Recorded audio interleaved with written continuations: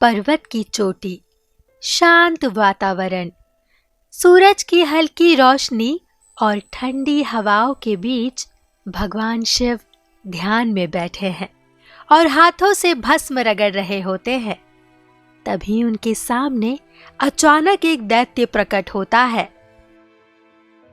हे परमेश्वर भोलेनाथ, बताइए मेरे लिए क्या आज्ञा है। अब आपका ये भक्त आपके लिए क्या कर सकता है?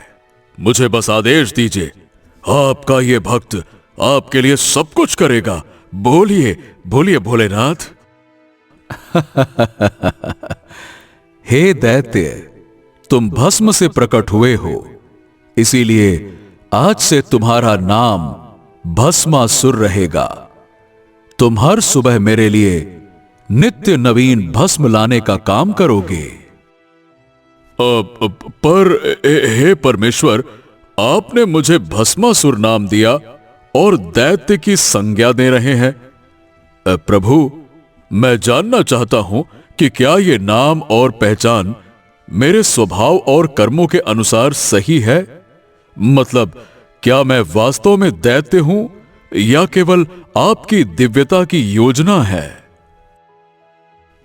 हे भस्मासुर, जब हमारे मुख से तुम्हारे लिए दैत्य और असुर शब्द निकले तो तुम असुर ही हो। अगर मेरे मुख से तुम्हारे लिए शिवगण शब्द निकलता तो तुम्हें इसी नाम से पुकारता। इसीलिए तुम खुद को असुर ही समझो। अब तुम जाओ और मेरे लिए नवीन भस्म लेकर आओ। पृथ्वी लोक, घने जंगल और पहाड़ी इलाके। भस्मासुर चारों ओर भस्म खोजते हुए घूम रहा है। तभी उसे कुछ राक्षस दिखाई देते हैं।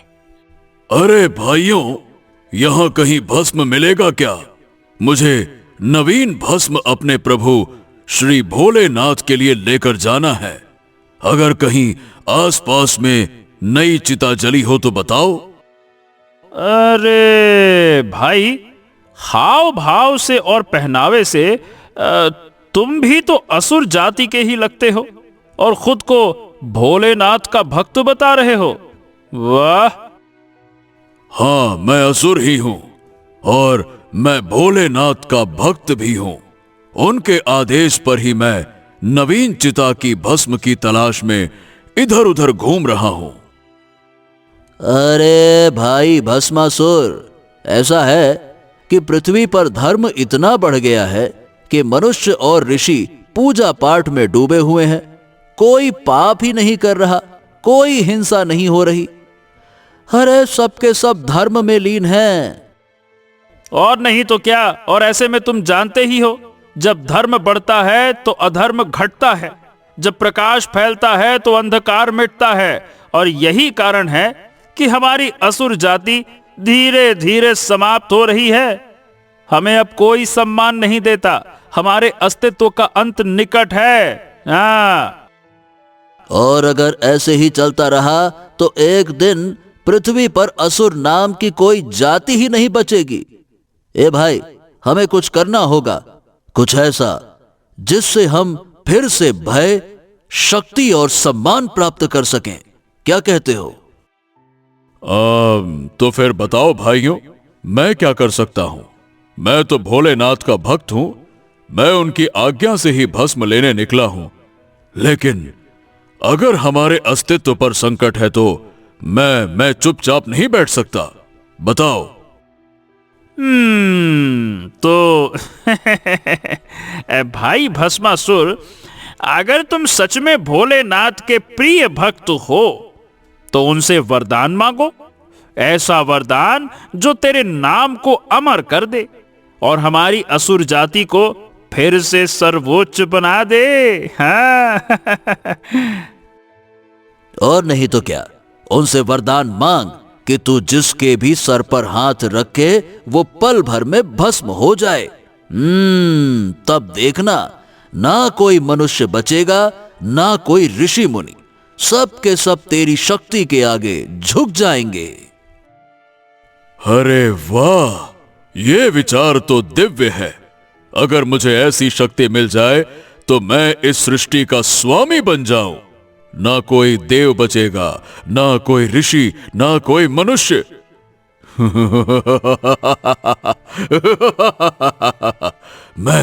मैं स्वयं शक्ति का प्रतीक बन जाऊंगा। ठीक है। ना, वही तो, यही सही समय है भस्मासुर भाई। भगवान भोलेनाथ तपस्या करने वालों की सुनते हैं। तू पर्वत की चोटी पर जा, जहां हवा भी धीमी पड़ जाती है, वहां कठोर तप कर और वरदान मांग ले। हाँ तो ठीक है, अब मैं एक ही लक्ष्य लेकर निकलता हूं, वरदान प्राप्ति। भगवान मुझे ऐसी शक्ति देंगे जिससे मैं इस पृथ्वी से धर्म मिटाकर असुर जाति का गौरव पुनः स्थापित करूंगा।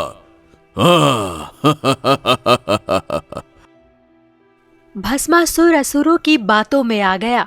उसकी भक्ति अब भक्ति नहीं रही, वो महत्वाकांक्षा में बदल गई।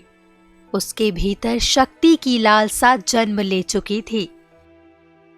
असुरों के भड़कने पर भस्मासुर का मन अहंकार से भर चुका था। शक्ति की भूख ने उसे अंधा बना दिया था। उसने सोचा, अगर भगवान भोलेनाथ प्रसन्न हो जाए तो उसे और असीम शक्ति मिल सकती है, जिससे वो तीनों लोकों पर असुर राज्य कायम करेगा। भोलेनाथ करुणामय है, वो सबकी सुनते हैं। अगर मैं उन्हें अपनी तपस्या से प्रसन्न कर दूं तो वो मुझे जरूर वरदान देंगे, और ऐसा वरदान जिससे मैं पूरी दुनिया को हरा दूंगा। तब फिर स्वर्ग, पृथ्वी, पाताल सब मेरे अधीन हो जाएगा।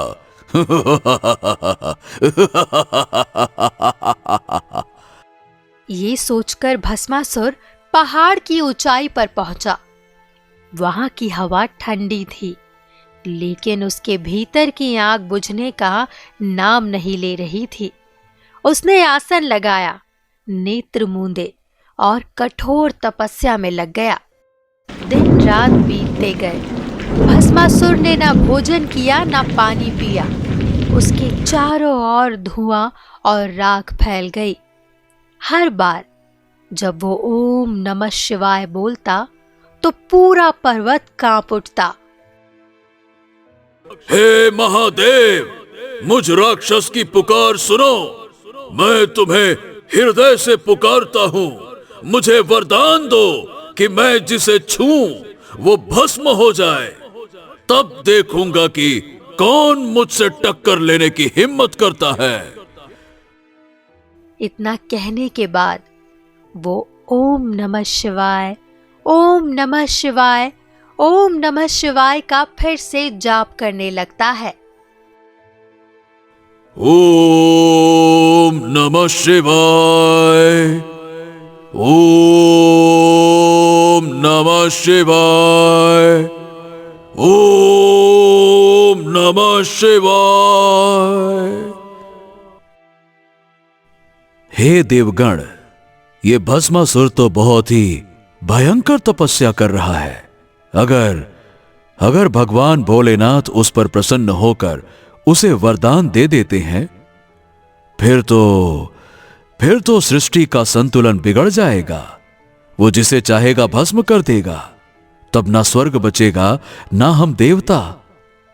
हमें कुछ करना होगा, वरना विनाश निश्चित है। हे देवराज इंद्र, अगर भगवान शिव से भस्मासुर को यह भयानक शक्ति मिल गई तो सबसे पहले वो आपके इंद्रासन पर कब्जा करेगा। हमें जल्द ही कुछ करना होगा, नहीं तो हमारा अस्तित्व खतरे में आ जाएगा।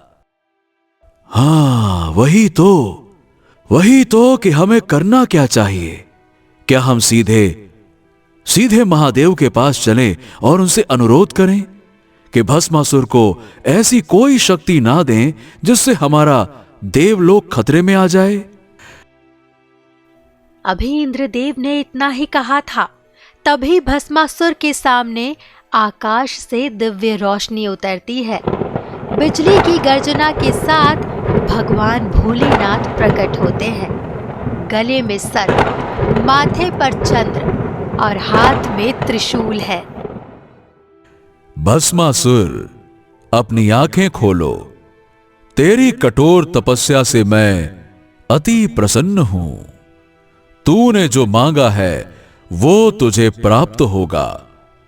मैं तुझे वरदान देता हूं कि जिसके सर पर तू हाथ रखेगा वो तत्काल भस्म हो जाएगा।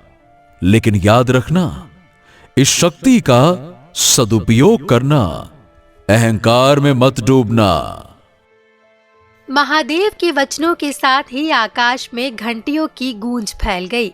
भस्मासुर की आंखें लाल चमक उठी। उसका चेहरा घमंड और लालच से भर गया।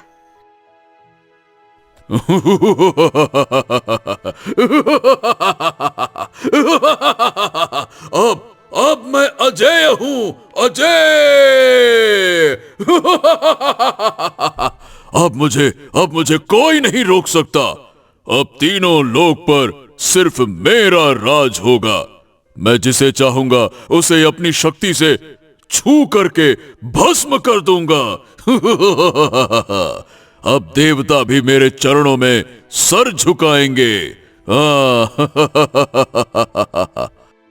भस्मासुर वरदान पाकर गर्व से भरा हुआ था। वो वरदान पाने के बाद एक गांव में पहुंचता है जहां लोग खेती, खाद्य और जीवन से लगे थे। उसका रूप भयानक था। उसकी आंखों में लाल अग्नि और कदमों में विनाश की गूंज थी। गांव वाले उसे देखकर इधर उधर भागने लगे। अब मैं अजेय हूं, कोई भी मुझसे टकरा नहीं सकता। तुम्हारी दहक मेरे शब्दों से तेज है। मैं केवल हाथ रखूंगा और तुम भस्म हो जाओगे। ये दुनिया, ये अब मेरे आग में झुलसेगी और तीनों लोग मेरे सामने कांपेंगे। उसने हाथ उठाकर पहले एक वृद्ध पर रखा। वो क्षणिक गर्जना जैसी चमकी और वृद्ध क्षणों में जलकर भस्म बन गया। जब उसने कई निर्दोषों को भस्म कर दिया, तब भी उसकी प्यास नहीं बुझी। भस्मासुर कैलाश पर्वत पहुंचता है। कैलाश पर्वत पर भगवान शिव जी और उनकी अर्धांगिनी पार्वती जी एक साथ बैठे हुए हैं। ये सुंदर स्त्री कौन है? इतनी सुंदर स्त्री तो मैंने आज तक नहीं देखी। इसकी छवि, इसका सुंदर चेहरा मेरे हृदय में आग जगा रहा है। अगर ये स्त्री मेरी रानी बन जाए तो मैं इंद्र को भस्म करके उसकी गद्दी में इस सुंदर रानी को बैठा दूंगा। ये सुनकर भोलेनाथ की दृष्टि में क्रोध के बादल उभरते हैं। नीच दुष्ट राक्षस, ये हमारी पत्नी पार्वती है और तू मेरा सेवक भस्मासुर है। पार्वती तेरे लिए मां समान है और तू इनके ऊपर कुदृष्टि डाल रहा है। तो इस गलत कार्य का परिणाम जानता है तू? मैं तुझे अभी अपने त्रिनेत्र से जलाकर भस्म कर दूंगा।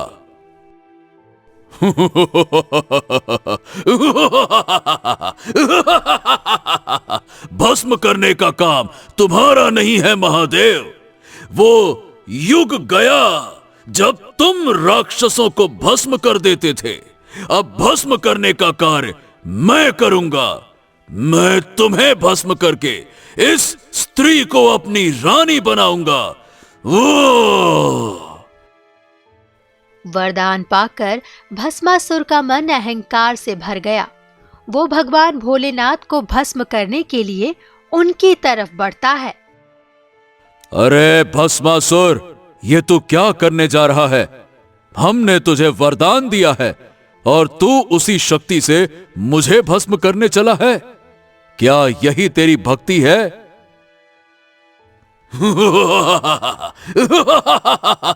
भोलेनाथ, अब ये शक्ति मेरी है। जब तक मैं तुम्हें भस्म ना कर दूं, मैं चैन से नहीं बैठूंगा। अगर तुम सच में देवों के देव महादेव हो तो हमसे बचकर दिखाओ। भस्मासुर संभल जा। शक्ति जब अहंकार में बदल जाती है तो विनाश निश्चित होता है। मैंने तुझे आशीर्वाद दिया था, अभिशाप नहीं। अगर तू नहीं रुका तो सृष्टि का संतुलन बिगड़ जाएगा। संतुलन? अब सृष्टि का मालिक सिर्फ और सिर्फ मैं हूं, मैं। अब कोई देव, कोई शक्ति मुझे रोक नहीं सकता। तीनों लोकों का स्वामी अब मैं हूं। अब मैं तीनों लोकों में असुर राज स्थापित करूंगा, तीनों लोकों में। इतना कहकर भस्मासुर ने फिर से भोलेनाथ की ओर छलांग लगाई। भगवान शिव पर्वतों के बीच से बचते हुए भागने लगे। उनके कदमों से धरती कांप रही थी और आकाश में तूफान उठ गया था।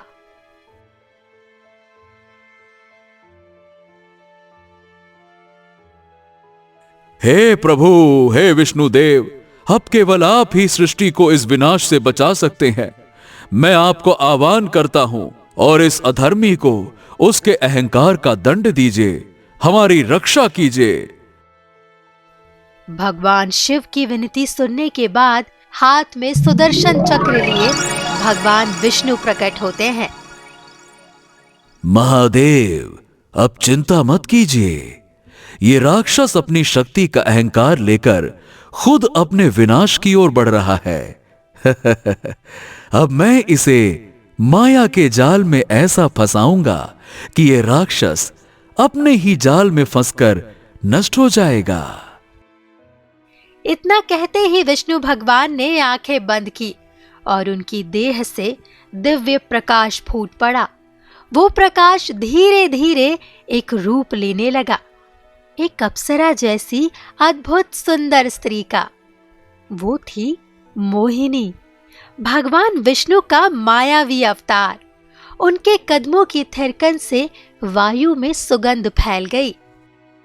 हे बलशाली भस्मासुर, मैं मोहिनी हूँ, तीनों लोकों की सबसे सुंदर नर्तकी। मेरे नृत्य में स्वर्ग का संगीत बजता है। क्या तुम मेरे साथ नाचोगे? मैं तुम्हें ऐसा नृत्य सिखाऊंगी कि इंद्रदेव की अप्सरा भी तुम्हारे नृत्य के सामने फीका साबित होगी। भस्मासुर की आंखें मोहिनी पर टिक गई। उसके भीतर की दानवी शक्ति भी मानो कुछ पल के लिए शांत हो गई। वो अपने चारों ओर घूमकर मोहिनी को निहारने लगा, मानो उसके सौंदर्य ने उसके अहंकार को जकड़ लिया हो। अरे वाह वाह वाह वाह, क्या बात है! तुम तो कितनी सुंदर हो। तुम्हारी चाल में जादू है, आवाज में मिठास और मुस्कान। हाय हाय हाय हाय हाय, मुस्कान तो ऐसी है जैसे इंद्रदेव की अप्सरा भी तुम्हारे सामने फीकी पड़ जाए। मुझे तुम नृत्य सिखाओ, तुम्हारे साथ मैं नाचूंगा। सिखाओ। भस्मासुर भोलेनाथ को भूल जाता है और वो मोहिनी के ऊपर आकर्षित होकर नृत्य सीखने लगता है।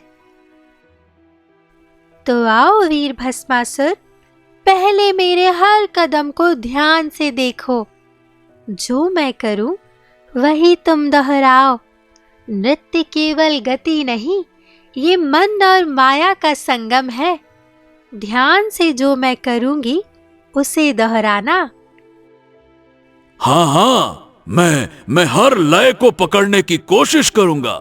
तुम्हारे साथ कदम मिलाकर चलना मेरे लिए मानो स्वर्गीय अनुभव है।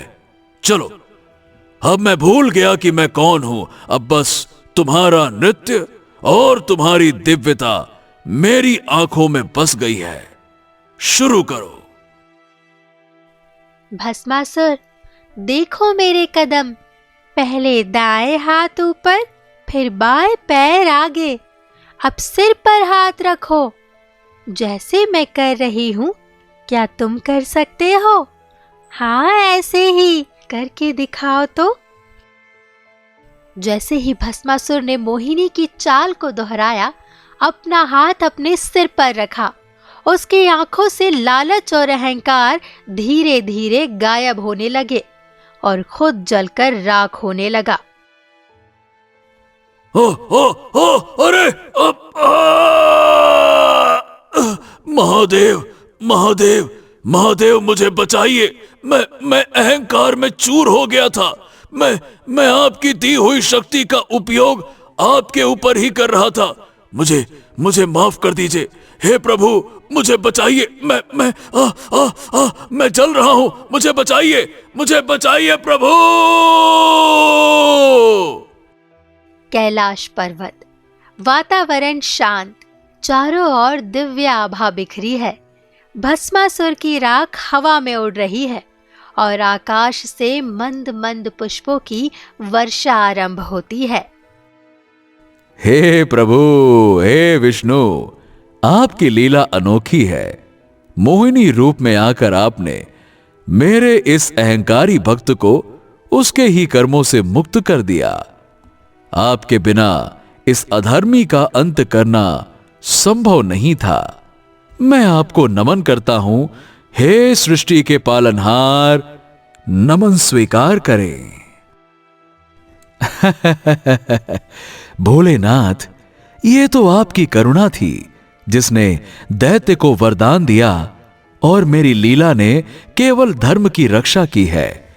असुर मिट गया, परंतु उसकी कहानी युगों युगों तक ये सिखाएगी कि वरदान का उपयोग कभी अहंकार से नहीं, विवेक से होना चाहिए।